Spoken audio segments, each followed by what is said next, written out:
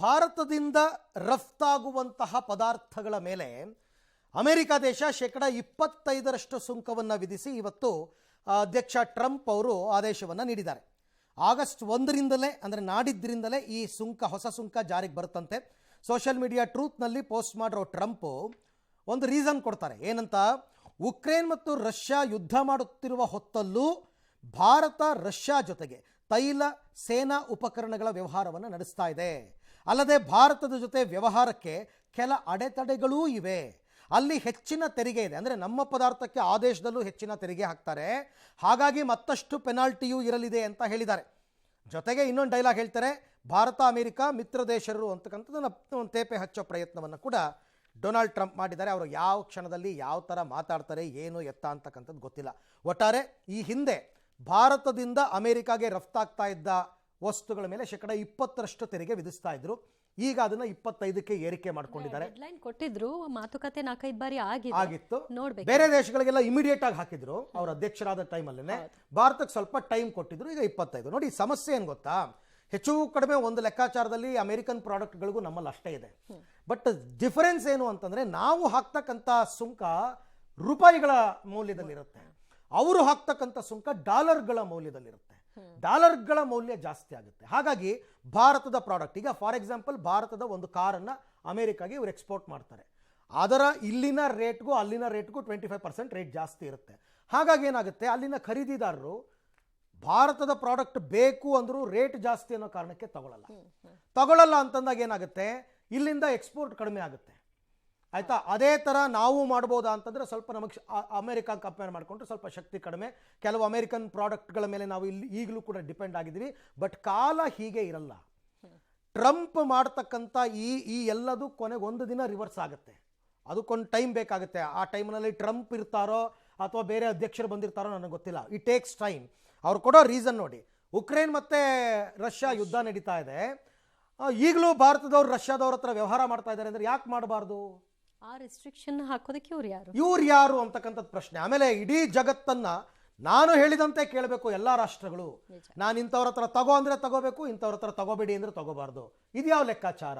ಇದನ್ನ ಭಾರತ ಈಗಾಗಲೇ ಹೆಚ್ಚು ಕಡಿಮೆ ಒಂದು 7-8 ವರ್ಷದಿಂದಲೇ ನಿಧಾನವಾಗಿ ಆಪೋಸ್ ಮಾಡ್ಕೊಂಡು ಬರ್ತಾ ಇರೋದನ್ನ ನಾವು ಅಬ್ಸರ್ವ್ ಮಾಡಿದ್ದೀವಿ. ಒಂದು ಕಾಲದಲ್ಲಿ ನಮಗೆ ಶಕ್ತಿನೇ ಇರಲಿಲ್ಲ, ಸರೆಂಡರ್ ಆಗ್ಬಿಡ್ತಾ ಇದ್ವಿ ಅವ್ರ ಮುಂದೆ. ಬಟ್ ಈಗ ಒಂದು ಸ್ವಲ್ಪ ವರ್ಷಗಳಿಂದ ರೆಸಿಸ್ಟ್ ಮಾಡ್ತಾ ಇದ್ದೀವಿ. ಈಗ ಇನ್ನೂ ಜಾಸ್ತಿ ಆಗ್ತಾ ಇದೆ. ಆಮೇಲೆ ಈ ಬೆದರಿಕೆ ಇವ್ರು ಹಾಕಿರೋದು ರಷ್ಯಾದಿಂದ ತೈಲ ಖರೀದಿ ಮಾಡಬೇಡಿ ಅಂತ ಈಗಲ್ಲ, ಮೊದಲೇನೆ ಮಾಡಿದ್ರು. ಆಗ್ಲೂ ಡೋಂಟ್ ಕೇರ್ ಅಂತ ಹೇಳ್ಬಿಟ್ಟು ನಾವು ವ್ಯವಹಾರ ಮುಂದುವರಿಸಿದ್ದೀವಿ. ಬಟ್ ಮುಂದೊಂದು ದಿನ ಈಗ ನಾವು ನೋಡ್ತಾ ಇದ್ದೀವಲ್ಲ, ನಮ್ಮ ದೇಶ ಆತ್ಮನಿರ್ಭರ್ ಭಾರತದಲ್ಲಿ ತುಂಬ ಬೆಳೆದಿದ್ದೀವಿ.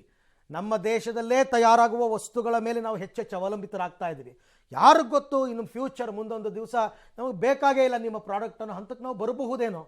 ಬಟ್ ಅವಾಗ ಅವೆಲ್ಲ ಪರಿಣಾಮಗಳು ಬೀರುತ್ತೆ. ನೋಡೋಣ. 88 kg ಇದ್ದವರು ಈಗ 72 kg ಬಂದಿದ್ದಾರೆ. ಅಂದ್ರೆ 16 kg ವೆಯ್ಟ್ ಲಾಸ್ ಮಾಡ್ಕೊಂಡಿದ್ದಾರೆ. ಮೊದಲ ದಪ್ಪ ಬಾಳದಿ, ಎಷ್ಟು ಮೇಯ್ ಬಿಟ್ಟಿದಿ, ಎಷ್ಟು ದಪ್ಪದಿ ಅಂತೇಳಿ ನನ್ಗೆ ಹಾಸ್ ಮಾಡ್ತಿದ್ದು. ಈಗಿಲ್ಲ, ಈ ಸಲ ಬಾಳ ಸಣ್ಣ ಹುಡುಗಿಗತೆ ಕಾಣತ್ತೆ ನನಗೆ ಜನರು ಅಂತ. ಇದಕ್ಕೆ ಯಾವ ಸೈಡ್ ಎಫೆಕ್ಟ್ ಇಲ್ಲ. ನನಗೆ ಜೀನಿ ಸ್ಲಿಮ್ ತೊಗೊಂಡ್ ಫುಲ್ ಖುಷಿ ಇದನ್ನೀಗ.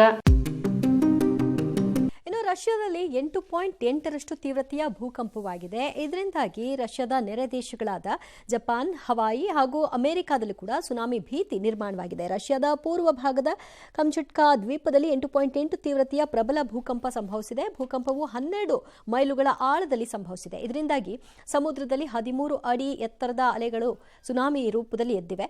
ಅಮೆರಿಕ, ಜಪಾನ್, ಹವಾಯಿ ಸೇರಿದಂತೆ ಸಮೀಪದ ಇತರ ದೇಶಗಳಿಗೆ ಪೆಸಿಫಿಕ್ ಮಹಾಸಾಗರದ ಸುನಾಮಿ ಎಚ್ಚರಿಕೆಯನ್ನು ಕೊಡಲಾಗಿದೆ. ಭೂಕಂಪದ ಪರಿಣಾಮವಾಗಿ ಹಲವು ಜನರನ್ನ ಸ್ಥಳಾಂತರವೂ ಕೂಡ ಮಾಡಲಾಗಿದೆ.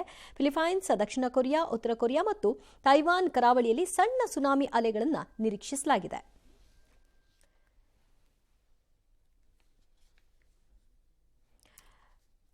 ಇನ್ನು ರಷ್ಯಾದ ಕಮಚಟ್ಕಾ ಎಂಬಲ್ಲಿ ಸಮುದ್ರದ ಪಕ್ಕದಲ್ಲಿರುವ ಗುಡ್ಡವೊಂದು ಮರದಿಂದ ಎಲೆಗಳು ಬಿದ್ದಂತೆ ಬಿದ್ದಿದೆ.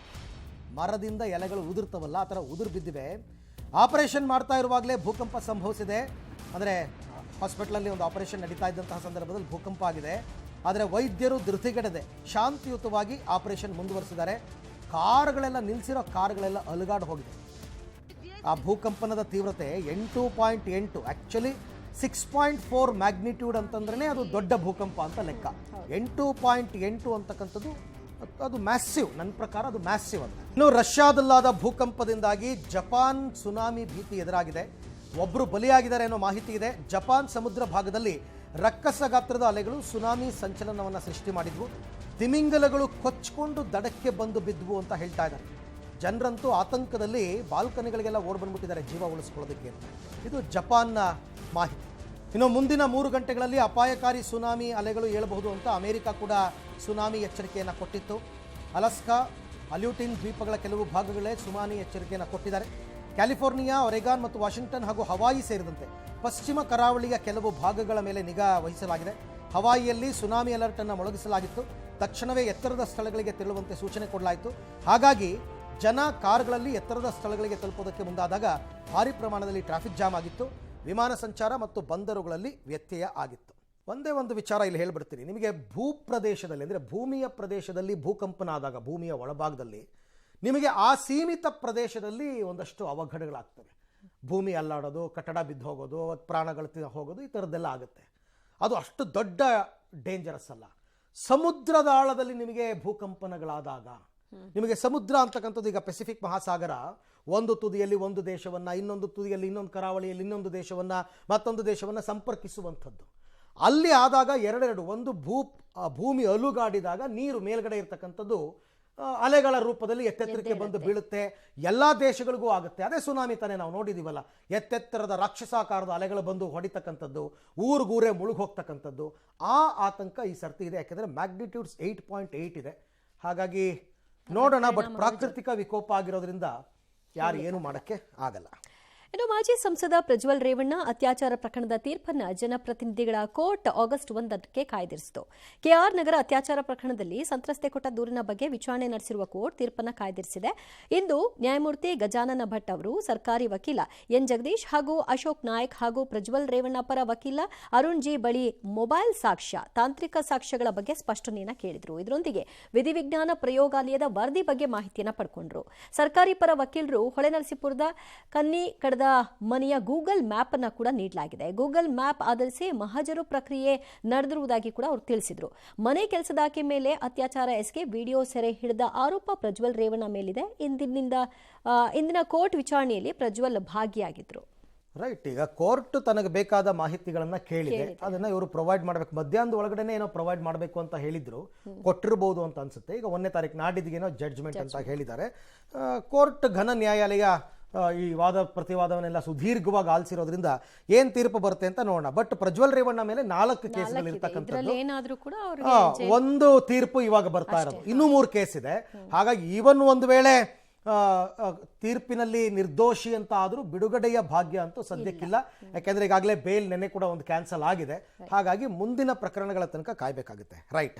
ಇನ್ನು ಬಿಹಾರ ವಿಧಾನಸಭೆ ಚುನಾವಣೆಗೂ ಮುನ್ನ ಚುನಾವಣಾ ಆಯೋಗದ ವಿರುದ್ಧ ಮುಂದಿನ ತಿಂಗಳು ಬೆಂಗಳೂರಿನಲ್ಲಿ ರಾಹುಲ್ ಗಾಂಧಿ ರ್ಯಾಲಿ ನಡೆಸ್ತಾರೆ. ಮುಂದಿನ ತಿಂಗಳು ಅಂದರೆ ಇವಾಗ ಬರೋ ಆಗಸ್ಟ್ನಲ್ಲಿ. ಕರ್ನಾಟಕ ಲೋಕಸಭೆ ಫಲಿತಾಂಶವನ್ನು ಮುಂದಿಟ್ಕೊಂಡು ಅವರೊಂದು ಆರೋಪ ಮಾಡಿದರು, ಮತಗಳ್ಳತನ ಆಗಿದೆ ಅಂತ. ಅದನ್ನು ಆರೋಪಿಸಿ ರಾಹುಲ್ ಗಾಂಧಿ ಹೋರಾಟಕ್ಕೆ ಈಗ ಸಜ್ಜಾಗಿದ್ದಾರೆ ಬೆಂಗಳೂರಿನಲ್ಲಿ. ಲೋಕಸಭೆ ಮತ್ತು ಮಹಾರಾಷ್ಟ್ರ ಅಸೆಂಬ್ಲಿ ಎಲೆಕ್ಷನ್ ಫಲಿತಾಂಶದ ಬಗ್ಗೆ ರಾಹುಲ್ ಗಾಂಧಿ ಪದೇ ಪದೇ ಅನುಮಾನ ವ್ಯಕ್ತಪಡಿಸಿದರು. ಮಹದೇವಪುರ ಕ್ಷೇತ್ರದಲ್ಲಿ ಗೋಲ್ಮಾಲ್ ಆಗಿದೆ ಅಂತ ಸಿಎಂ ಸಿದ್ದರಾಮಯ್ಯ, ಬೆಂಗಳೂರು ಗ್ರಾಮಾಂತರ ಲೋಕಸಭಾ ಫಲಿತಾಂಶದ ಮೇಲೆ ಡಿಕೆ ಶಿವಕುಮಾರ್ ಅನುಮಾನ ವ್ಯಕ್ತಪಡಿಸಿದರು. ಈ ಮೂಲಕ ಕರ್ನಾಟಕದಿಂದಲೇ ಚುನಾವಣಾ ಅಕ್ರಮ ಅಂತ ದೇಶಕ್ಕೆ ಸಂದೇಶ ಸಾರುವ ಪ್ರಯತ್ನ ಮಾಡೋದಕ್ಕೆ ಕಾಂಗ್ರೆಸ್ ಸಿದ್ಧತೆ ಮಾಡಿದೆ. ಆದರೆ ಎಐಸಿಸಿ ಮೂಲಗಳ ಪ್ರಕಾರ ಬೆಂಗಳೂರು ರ್ಯಾಲಿ ಆಗಸ್ಟ್ 5ಕ್ಕೆ 4ಕ್ಕೆ ಅಂತ ಇತ್ತು, 5ನೇ ತಾರೀಕಿಗೆ ಮುಂದೂಡಿಕೆ ಆಗ್ತಕ್ಕಂಥ ಸಾಧ್ಯತೆ ಇದೆ. ಟ್ರಾಫಿಕ್ ಸಮಸ್ಯೆ, ಜನರ ಪರದಾಟದ ಬಗ್ಗೆ ಎಐಸಿಸಿ ಗಮನಕ್ಕೆ ಸಿಎಂ ತಂದಿದ್ದಾರಂತೆ. ಹಾಗಾಗಿ ರ್ಯಾಲಿ ಬದಲಿಗೆ ಕೇವಲ ಫ್ರೀಡಂ ಪಾರ್ಕ್ನಲ್ಲಿ ಪ್ರತಿಭಟನೆ ಮಾಡಿ 5 ಜನರ ನಿಯೋಗದೊಂದಿಗೆ ಚುನಾವಣಾ ಆಯೋಗಕ್ಕೆ ದೂರು ಕೊಡ್ತಕ್ಕಂಥ ಸಾಧ್ಯತೆ ಇದೆ. ರಾಹುಲ್ ಗಾಂಧಿ ರ್ಯಾಲಿಯನ್ನು ಬಿಜೆಪಿಗರು ಉಗ್ರವಾಗಿ ಟೀಕೆ ಮಾಡಿದ್ದಾರೆ. ಕೈಲಾಗದವನು ಮೈಪರ್ಚ್ಕೊಂಡ ಎನ್ನುವ ಹಾಗೆ ವಾಗ್ದಾಳಿ ನಡೆಸಿದ್ದಾರೆ. ರಾಹುಲ್ 5ಕ್ಕೆ ಬರ್ತಾರೆ, ರ್ಯಾಲಿನ ಪ್ರತಿಭಟನೆನ ತಿಳಿಸ್ತೀವಿ ಅಂತ ಡಿಕೆ ಶಿವಕುಮಾರ್ ಹೇಳಿದರೆ ಕಾಂಗ್ರೆಸ್ಸಿಗರು ಎಂದಿನಂತೆ ಇದನ್ನು ಸಮರ್ಥನೆ ಮಾಡ್ಕೊಂಡಿದ್ದಾರೆ. ರಾಹುಲ್ ಗಾಂಧಿಗೆ ಮೊದಲಿಂದನೂ ಸ್ವಲ್ಪ ಬುದ್ಧಿ ಕಡಿಮೆ. ಈಗ ಬಿಹಾರ್ ಚುನಾವಣೆ ಬಂದಿದೆ ಅಂತೇಳಿ ಜನರಿಗೆ ಮಂಕುಬೂದಿ ಎರಚಬೇಕು ಅಂತೇಳಿ ಮಾಡ್ತಾ ಇರೋವಂಥ ಪ್ರಯತ್ನ. ಏನೋ ಪಾದಯಾತ್ರೆ ಮಾಡ್ತೀರಿ ಅಂತ ಹೇಳ್ತಾ ಇದ್ದಾರೆ. ಯಾವ ಕಾನೂನು ಅಡಿಯಲ್ಲಿ ಅವ್ರಿಗೆ ಅನುಮತಿಯನ್ನು ಕೊಡ್ತೀರಾ? ಅಕಸ್ಮಾತ್ ಏನಾನ ಕೊಟ್ಟರೆ ಬಿಜೆಪಿ ಬೀದಿಗಿಳಿದು ಹೋರಾಟವನ್ನು ನಾವು ಮಾಡ್ತೀವಿ. ಇದರಲ್ಲಿ ಯಾವುದೇ ರೀತಿ ಅಕ್ರಮಗಳ ನಡೆದಿರೋ ಅಂಥ ದಾಖಲೆ ಇದುವರೆಗೂ ಕಾಂಗ್ರೆಸ್ ಅವರು ಬಿಡುಗಡೆ ಮಾಡಿಲ್ಲ. ರಾಹುಲ್ ಗಾಂಧಿ ಅವರು 4ನೇ ತಾರೀಕು ಅಥವಾ 5ನೇ ತಾರೀಕು ಬೆಂಗಳೂರಿಗೆ ಬಂದು ಮಹದೇವಪುರ ವಿಧಾನಸಭಾ ಕ್ಷೇತ್ರದಲ್ಲಿ ಪಾದಯಾತ್ರೆ ಮಾಡ್ತಾರೋ ಧರಣಿ ಮಾಡ್ತಾರೋ ನಮಗಂತೂ ಗೊತ್ತಿಲ್ಲ. ಸೋಲಿನ ಹತಾಶೆಯಲ್ಲಿ ಇರ್ತಕ್ಕಂಥ ಕಾಂಗ್ರೆಸ್ ಪಕ್ಷ ಕಪಟ ನಾಟಕವನ್ನ ಕರ್ನಾಟಕಕ್ಕೆ ಬಂದು ಮಾಡೋದಕ್ಕೆ ಪ್ರಾರಂಭ ಮಾಡಿದ್ದಾರೆ ರಾಹುಲ್ ಗಾಂಧಿ ಅವರು. ಚುನಾವಣಾ ಆಯೋಗದ ಬಗ್ಗೆನೂ ಕೂಡ ಅನುಮಾನ. ಇದು ನಮ್ಮ ನಾಯಕರಾದಂಥ ರಾಹುಲ್ ಗಾಂಧಿ ಅವರು ಇಲ್ಲಿ ಕೆಲವು ಏನು ಅಕ್ರಮಗಳು ನಡೆದಿದೆ ಆ ವಿಚಾರವಾಗಿ ಇಲ್ಲಿಗೆ ಬರ್ತಾ ಇದ್ದಾರೆ. ನಾನು ಎಲ್ಲ ಶಾಸಕರು, ಬ್ಲಾಕ್ ಕಾಂಗ್ರೆಸ್ ಅಧ್ಯಕ್ಷರು, ಪಕ್ಷದ ಮುಖಂಡಗಳಿಗೆ, ಮಂತ್ರಿಗಳಿಗೆ ಮತ್ತೆಲ್ಲ ನಾಯಕರುಗಳು ಕೂಡ 5ನೇ ತಾರೀಕು ಬರಬೇಕು ಅಂತ ಹೇಳಿ ಆಹ್ವಾನವನ್ನು ಕೊಡ್ತಾ ಇದ್ದೇನೆ. ನಾಳೆ ಸುರ್ಜೇವಾಲ ಅವರು ಬರ್ತಾ ಇದ್ದಾರೆ. ಅವರು ಕೂಡ ನಮ್ಮೆಲ್ಲ ಶಾಸಕರುಗಳ ಪದಾಧಿಕಾರಿಗಳು, ಜಿಲ್ಲಾ ಅಧ್ಯಕ್ಷಗಳ ಸಭೆಯನ್ನು ಕೂಡ ಅವರು ಕರೆದಿದ್ದಾರೆ. ಈಗಾಗಲೇ ರಾಹುಲ್ ಗಾಂಧಿ ಅವರು ಬಹಳಷ್ಟು ಚುನಾವಣೆಯಲ್ಲಿ ಅಕ್ರಮ ನಡೀತಾ ಇದೆ, ಅದರ ಬಗ್ಗೆ ಧ್ವನಿ ಎತ್ತಿದ್ದಾರೆ. ಕರ್ನಾಟಕದಲ್ಲೂ ಕೂಡ ಈ ರೀತಿ ನಡೆದಿದೆ ಅಂತ ಹೇಳಿ ಅವರು ಫ್ರೀಡಂ ಪಾರ್ಕಲ್ಲಿ ನಮ್ಮ ಕಾರ್ಯಕರ್ತರನ್ನು ಉದ್ದೇಶಿಸಿ ಮಾತನಾಡಿ ಅಲ್ಲಿಂದ ಎಲೆಕ್ಷನ್ ಕಮಿಷನ್ಗೆ ಹೋಗಿ ಭೇಟಿ ಮಾಡಿ ಕೊಡೋದು ಅಂತ ಒಂದು ಪ್ರೋಗ್ರಾಮ್ ಮಾಡ್ಕೊಂಡಿದ್ದೇವೆ. ಹೈಕೋರ್ಟಲ್ಲಿ ಪ್ರೊಸೆಷನ್ಗಳು ಮಾಡಬಾರ್ದು ತಿಳಿಸಿದ್ದಾರೆ. ಅದನ್ನು ಗಮನದಲ್ಲಿ ಇಟ್ಕೊಂಡು ನಾವು ಪ್ರೋಗ್ರಾಮನ್ನು ಮಾಡ್ತೀವಿ. ಸೊ ಭಾಳ ಕಡೆ ಹಿಂದೂ ಆಗಿದೆ, ಮುಂದೂ ಆಗಬಾರ್ದು ಅನ್ನೋದು ಜಾಗೃತಿ ಮೂಡಿಸಲಿಕ್ಕೆ ಬರುವಂಥದ್ದು ಕಾರ್ಯಕ್ರಮ. ವಿಶೇಷವಾಗಿ ದೊಡ್ಡ ಪ್ರಮಾಣದಲ್ಲಿ ಮಹಾರಾಷ್ಟ್ರದಲ್ಲಿ, ಬಿಹಾರದಲ್ಲಿ ಆಗ್ತಾ ಇದ್ದಾರೆ, ವೆಸ್ಟ್ ಬೆಂಗಾಲದಲ್ಲಿ ಮಾಡ್ತಿದ್ದಾರೆ. ಫೈನಲ್ ಲಿಸ್ಟ್ ಒಂದು ಬಂದ ಮ್ಯಾಗ ಮಾಡಿದ್ರೆ ಏನು ಮಾಡ್ಲಿಕ್ಕೆ ಆಗೋಲ್ಲ. ಹೋರಾಟ ಮಾಡ್ತಾರೆ. ಇವ್ರು ಯಾವ ರೀತಿ ನಮ್ಮವ್ರ ತನಿಖೆ ಮಾಡ್ತಾರೆ. ಹಿಂದಾಗಿದೆಯಾ, ಇಲ್ಲಿ ನಮ್ಮಲ್ಲಿ ಆಗ್ತಾ ಇದೆಯಾ, ಆಗೋದು ಲಕ್ಷಣ ಮುಂದಿದೆಯಾ, ಇದೆಲ್ಲ ಸಮಗ್ರವಾಗಿ ಚರ್ಚೆ ಆಗಬೇಕು. ಅಲ್ಲ, ಈ ಮಹದೇವಪುರ ಸರಿ ಹೆಂಗೆ ಅಂದ್ರೆ ತಾನು ಆರೋಪ ಮಾಡೋದನ್ನೇ ಸಾಕ್ಷಿ ಅನ್ನುತ್ತೆ.